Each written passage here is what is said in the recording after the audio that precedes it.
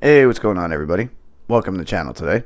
If you enjoyed this review, please drop a like and please subscribe down below.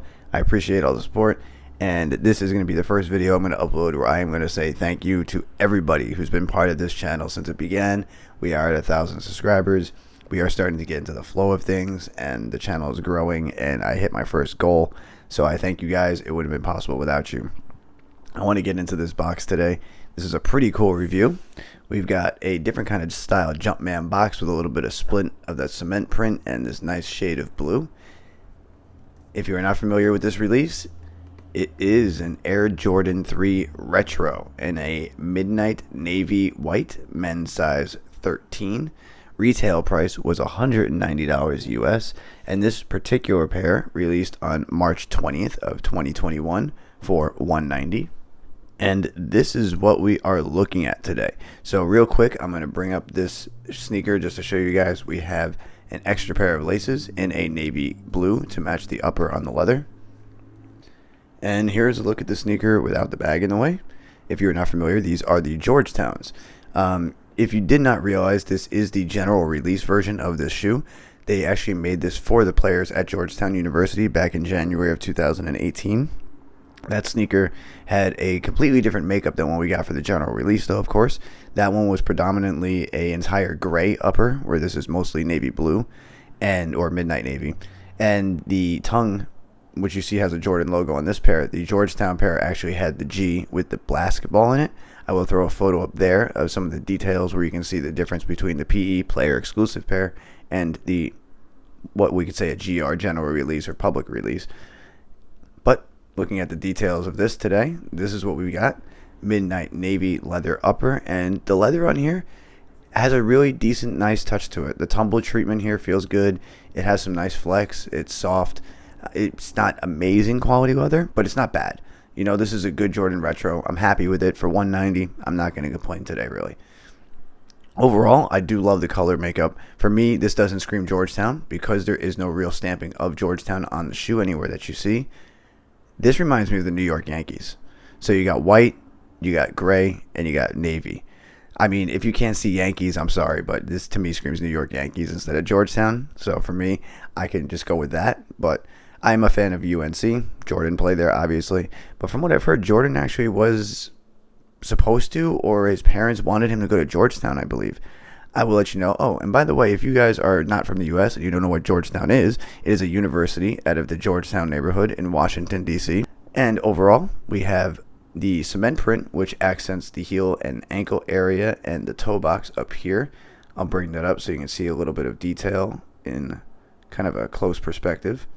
There is a little bit of midnight navy painted accent on the midsole, which actually splits right here and continues in white.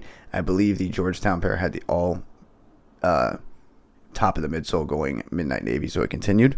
Once again, you would see that in the photos. There is a look at the outsole, the mashup of all three colors, the gray, white, and navy. Once again, the color blocking on this pair looks really, really good.